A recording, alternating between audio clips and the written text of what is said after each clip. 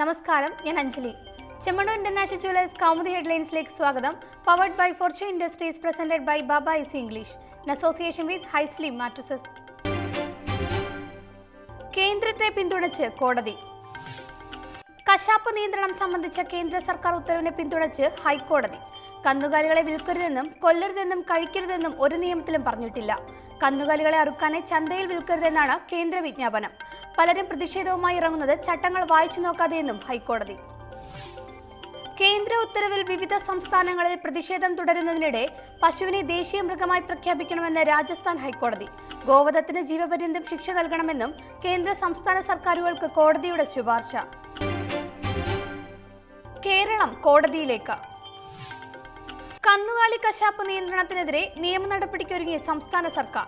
കേന്ദ്ര വിജ്ഞാപനം മറികടക്കാൻ നിയമനിർമ്മാണം നടത്തുന്നതിന് പ്രത്യേക നിയമസഭാ സമ്മേളനം വിളിച്ചു ചേർക്കാൻ മന്ത്രിസഭാ തീരുമാനം. വിജ്ഞാപനം റദ്ദാക്കണമെന്നാവശ്യപ്പെട്ട് കോടതിയെ സമീപിക്കും. ഇതിനായി നാളെ പ്രത്യേക മന്ത്രിസഭാ യോഗം ചേരാനും തീരുമാനം. സംസ്ഥാനത്ത് ഇത്തരമൊരു ചട്ടമുണ്ടാക്കാൻ കേന്ദ്രത്തിന് അധികാരമുണ്ടോ എന്ന് പരിശോധിക്കുമെന്ന് മുഖ്യമന്ത്രി. ഭക്ഷണം തിരഞ്ഞെടുക്കാൻ ഓരോ പൗരനും സ്വാതന്ത്ര്യമുണ്ട്. കേന്ദ്രത്തിന്റേത് ഭരണഘടനയിന്മേലുള്ള കടന്നുകയറ്റം. കേന്ദ്ര സർക്കാർ ഉത്തരവിൽ ചട്ടലംഘനം വ്യക്തമെന്നും പിണറായി. അതിനിടെ മദ്രാസ് IITയിൽ ബീഫ് ഫെസ്റ്റിൽ പങ്കെടുത്തതിന് മലയാളി വിദ്യാർത്ഥിക്ക് മർദ്ദനമേറ്റ സംഭവത്തിലും പ്രതിഷേധം പ്രകടിപ്പിച്ച് മുഖ്യമന്ത്രി. ഭക്ഷണം തിരഞ്ഞെടുത്തതിന്റെ പേരിൽ ഒരു ചെറുപ്പക്കാരനെ ക്രൂരമായി മർദ്ദിച്ചത് തികച്ചും അപലപനീയം.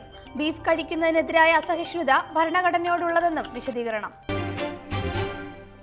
വിഴിഞ്ഞത്തിൽ അന്വേഷണം. വിഴിഞ്ഞം കരാർ സംബന്ധിച്ച CAG റിപ്പോർട്ടിൽ ജുഡീഷ്യൽ അന്വേഷണം നടത്താൻ മന്ത്രിസഭാ തീരുമാനം. അന്വേഷണ ചുമതല റിട്ടയർഡ് ജസ്റ്റിസ് CN രാമചന്ദ്രന്. ഹൈക്കോടതിയിൽ ഹർജി നൽകുന്ന കാര്യവും പരിഗണനയിൽ. കരാറിലെ അവ്യക്തതകൾ നീക്കാൻ ജുഡീഷ്യൽ അന്വേഷണം അനിവാര്യമെന്ന മുഖ്യമന്ത്രി. അന്വേഷണം 6 മാസത്തിനകം പൂർത്തിയാക്കുമെന്നും വിശദീകരണം. നിർമ്മാണ കരാറിനെ കുറിച്ച് സിറ്റിംഗ് ജഡ്ജിയെ കൊണ്ട് അന്വേഷിപ്പിക്കാനുള്ള തീരുമാനം സ്വാഗതാർഹമെന്ന് ഉമ്മൻചാണ്ടി. ജുഡീഷ്യൽ അന്വേഷണത്തോടെ കരാർ സംബന്ധിച്ച എല്ലാ വിവാദങ്ങളും അവസാനിക്കും. വിഴിഞ്ഞത്തിലെ CAG റിപ്പോർട്ട് വസ്തുതകൾ പരിശോധിക്കാതെയുള്ളത്. കരാർ ഒപ്പിട്ടത് സമർത്ഥരായ ഉദ്യോഗസ്ഥരുടെ ഉപദേശത്തിന്റെ അടിസ്ഥാനത്തിൽ സംസ്ഥാന താൽപര്യം മുൻനിർത്തിയെന്നും ഉമ്മൻചാണ്ടി. കരിഞ്ഞു വീണ ചിറകുകൾ. ഒരാഴ്ച മുമ്പ് കാണാതായ വ്യോമസേന വിമാനത്തിലെ മലയാളി പൈലറ്റ് ഉൾപ്പെടെ 2 പേരുടെ മൃതദേഹത്തിനായി തിരച്ചിൽ തുടരുന്നു. അരുണാചൽ അതിർത്തിയിലെ മലനിരകളിൽ തകർന്നു വീണ വിമാനത്തിൽ ഉണ്ടായിരുന്നത് കോഴിക്കോട് സ്വദേശി അച്യുദേവ്, ചണ്ഡീഗഡ് സ്വദേശി ദിവേഷ് പങ്കജ് എന്നിവർ. സൈന്യത്തിന്റെ തിരച്ചിലിൽ വിമാനാവശിഷ്ടങ്ങൾ നേരത്തെ കണ്ടെത്തിയിരുന്നു. അസമിലെ തേസ്പൂരിൽ നിന്ന് പരിശീലന പറക്കലിനായി പുറപ്പെട്ട സുഖോയ് വിമാനം ചൈനീസ് അതിർത്തിയിൽ കാണാതായത് കഴിഞ്ഞ 23-ന്. ചെങ്കുത്തായ മലനിരകളിൽ കൊടും വനത്തിൽ വിമാനം തകർന്നു വീണ സ്ഥലം സൈന്യത്തിന് കണ്ടെത്താനായത് 4 ദിവസത്തിനു ശേഷം.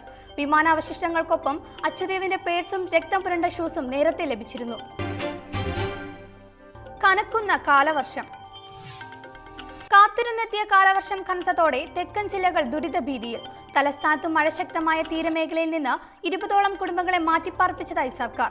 പ്രളയഭീതിക്കിടെ ഇന്ന് മിക്ക ജില്ലകളിലും കനത്ത മഴയ്ക്ക് സാധ്യതയെന്ന് കാലാവസ്ഥാ കേന്ദ്രം. വെള്ളിയാഴ്ച വരെ ശക്തമായ മഴ തുടരും. Chemmannur International Jewellers Kaumudi headline സമാപിക്കുന്നു. Powered by Fortune Industries, presented by Baba Easy English, in association with Hisleem Mattresses. അടുത്ത ഹെഡ്ലൈൻസ് വൈകിട്ട് 5:30. നമസ്കാരം.